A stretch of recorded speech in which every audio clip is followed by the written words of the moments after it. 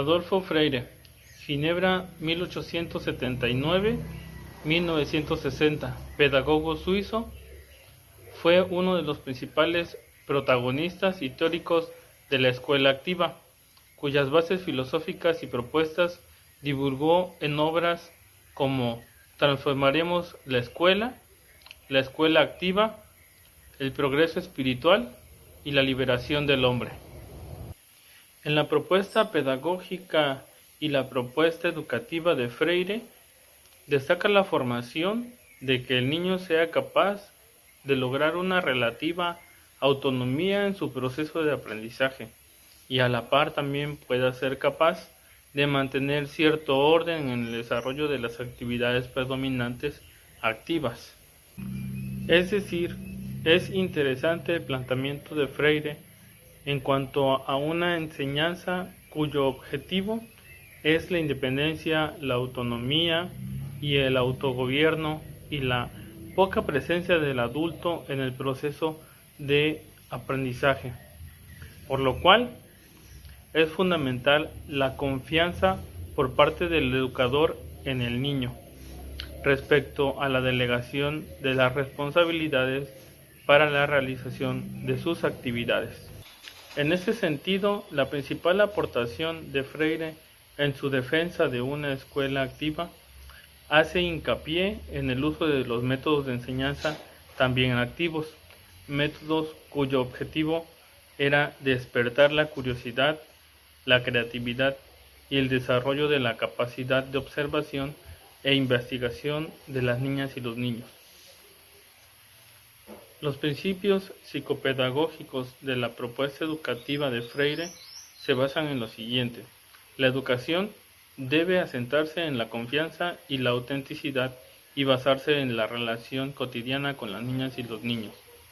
La infancia debe ser responsable y a la vez feliz, según Freire. La cuestión es de honor para las niñas y los niños, hacer todo solos. El papel de los mayores es ayudar a los más pequeños. Las actividades en la naturaleza son primordiales y también al aire libre. Una regla de la higiene para los niños. Así, ellos pueden recoger leña, subirse a los árboles y cuidar del jardín. El aprendizaje se basa en la movilización de los centros de interés, tomando la vida corriente. Es decir, las niñas y los niños aprenden a leer designando objetos del entorno cotidiano, dibujan una planta recogida en el jardín y hacen cálculos jugando a la tiendita. El trabajo individual es alternado con el trabajo colectivo y, además, este último debe desarrollarse sobre las bases de explicaciones para todos los alumnos. La educación debe basarse en la autodisciplina y la solidaridad, y también basarse en la felicidad de aprender y no en las lecciones. Sin la necesidad de la violencia, la culpabilidad o las sanciones, todo puede permanecer limpio y en orden. Todos los niños y las niñas pueden poner a prueba sus cualidades particulares y así explotarlas en la medida de sus posibilidades. Michel Lobrock fue humanista, psicólogo y pedagogo francés, muy conocido por lo que es la pedagogía institucional, en la cual él trataba de poner oposición a lo que se tenía anteriormente, que era la educación tradicional, en la cual el maestro solo inculcaba los aprendizajes y el alumno no podía interactuar con ello. Él trata de hacer un cambio a esta política y a estos ideales que se tenían anteriormente, haciendo al alumno autosuficiente, donde pueda también colaborar con el maestro, pueda participar, dar sus opiniones y así bien no hacer que el aprendizaje del alumno dependa de los programas, de los exámenes, sino del conjunto de la vida diaria con la que se vinculan dichos aprendizajes, que se rompa el silencio, que haya una confianza entre ambos y se logren mejorar el aprendizaje, surgan dudas, preguntas y asimismo la curiosidad del alumno por seguir aprendiendo. Con lo cual, esta pedagogía institucional hace que los alumnos se hagan responsables, ya sea de forma parcial o total, de su formación y aprendizaje. Luis Althusser fue un filósofo que centraba su interés en lo que denominó los tres componentes de la sociedad, en el cual se incluía la política, la economía y lo que era la sociedad, la educación y otros aparatos ideológicos de Estado. Constituían los mecanismos que ayudan a la reproducción de las relaciones sociales de producción. Althusser decía que una formación siempre quería mantenerse como tal y a fuerza quería reproducirse, y esto solo lo lograrían con la producción de la reproducción, de otra forma no lo podrían hacer. El filósofo francés lo explica de esta manera: los capitalistas producen los medios de reproducción en general, para que las personas tengan lo que es ropa, medios de transporte, calzado y productos agrícolas, entre otras cosas, y así de esta manera crear el mercado y el consumo. De esta manera las clases dominantes se necesitaban entre ellas para la producción y la reproducción. También creaba el concepto de la fuerza de trabajo. Y en cuestión de la educación, la escuela produce la fuerza de trabajo en dos vertientes: aporta conocimientos y enseña habilidades de igual forma, pero también somete de manera ideológica, y este hecho se hace a conveniencia. Carl Rogers fue un psicólogo de la corriente humanista, en el cual se basa del desarrollo de la persona, con lo que nos lleva a la superación personal, tratando como objetivos lo que es el aprendizaje autodirigido, en el cual menciona que la persona debe plantearse objetivos, metas a cumplir que conlleven a su aprendizaje para un mejoramiento, que no solo se quede con lo mismo, sino que tenga el deseo, las ganas y quiera sobresalir y aprender mucho más, buscando alternativas, medios para lograr dichos objetivos. Con ello, da lo que es el aprendizaje significativo, el cual por medio del aprendizaje autodirigido, este aprendizaje y los objetivos que se propuso deben llevar a formar parte de lo que es su diario vivir, dejar huella en él, no solo ver los conocimientos y los temas, sino ponerlos en práctica. Y así bien se van a ver reflejados tanto en su cultura, en su afecto, en su ideología, en su cultura y en las actividades que realice y sus trabajos que realice, ya que no solo se deben de quedar dichos conocimientos ahí, sino que se tienen que llevar a la práctica y al mejoramiento para que así ese aprendizaje haya valido la pena. Así bien, Carl Rogers plantea que todos los niveles educativos deben emplear este método, ya que así se verá en alce lo que es la educación, y así los alumnos sean capaces de retener dicha información. Para Freire, la escuela es una escuela popular con intereses populares, con una democracia interna y sin imposiciones externas.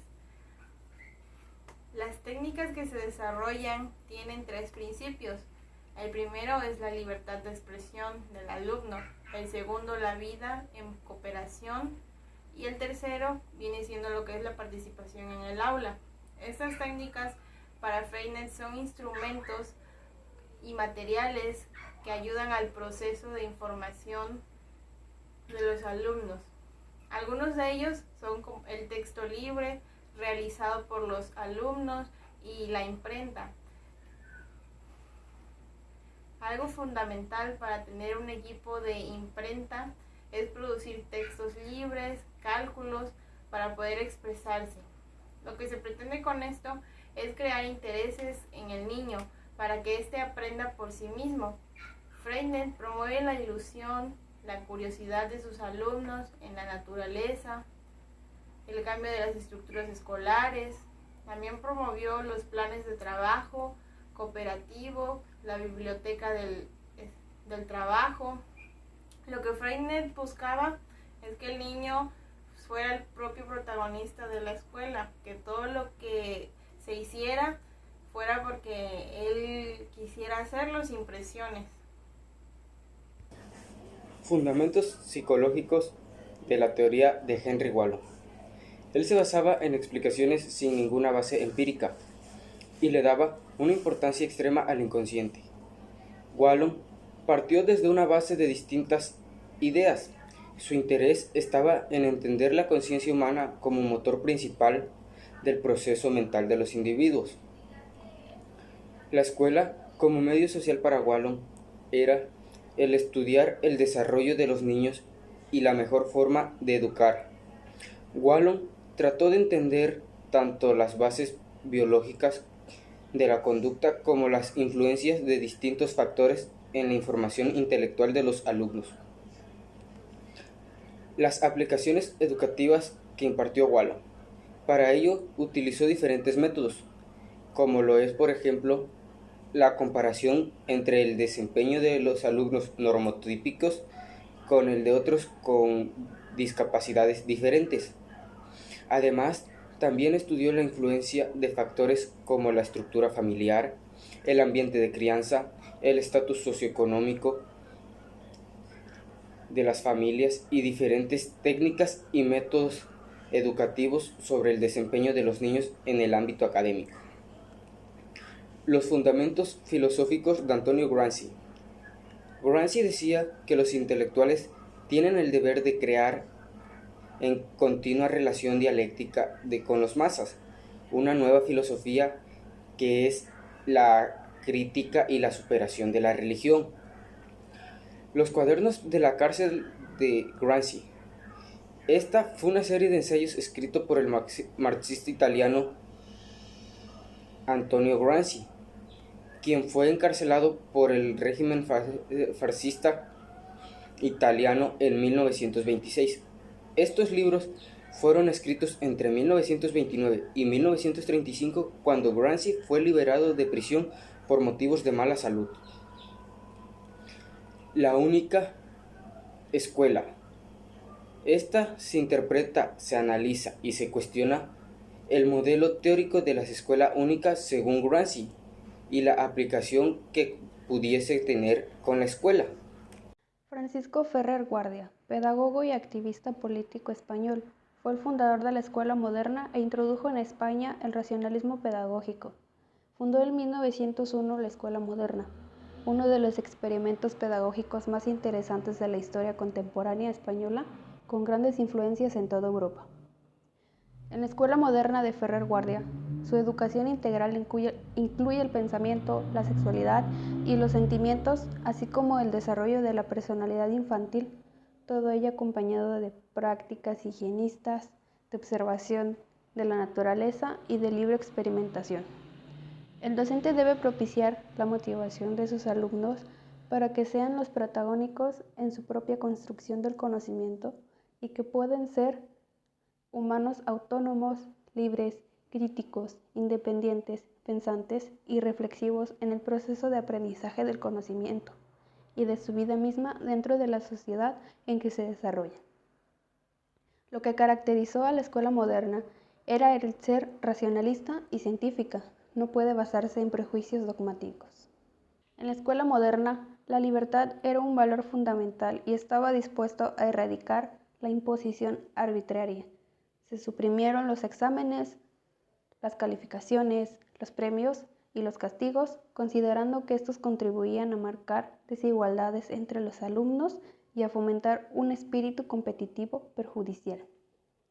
La finalidad de dicha escuela es la formación de alumnos y, como consecuencia, hombres con pensamiento crítico, social, participativo, constructivo, reflexivo, y para ello se tiene y debe apuntalar hacia el desarrollo de la creatividad, basándose en interés propio del alumno. Ferrer es uno de los primeros en entender una conciencia solidaria. Su vida la dedicaría a intentar resolver un problema, la educación del pueblo. Gerhard Mendel, psicoanalista y antropólogo, creador de la corriente socioanalítica, una de las líneas centrales a la hora de caracterizar el campo de las teorías institucionales de fundamento psicosocial. Para Gerhard, la autoridad es la ideología tradicional de la escuela, por lo cual la escuela sería una gran familia. Gerhard estudia las investigaciones más importantes que hacen referencia a la educación, examina los principios de la escuela socialista y ofrece una síntesis valorativa del proyecto educativo del sociopsicoanálisis. La educación como fenómeno inscrito en lo sociocultural está sometida a los fenómenos de la crisis de civilización. El sociopsicoanálisis analiza en profundidad esta crisis de civilización actual sometida a los conflictos inconscientes del alma colectiva que se viven a un nivel de las instituciones socioculturales y del poder social. Recibe la influencia freudiliana en cuanto a la subjetividad de las clases institucionales. Su método es el análisis de la vida libidinal de lo colectivo. Según Mendel, la escuela es considerada una segunda filia. Es ahí donde deja de favorecerse el uso de la autoridad en la misma y los docentes tienen que cumplir un rol educativo.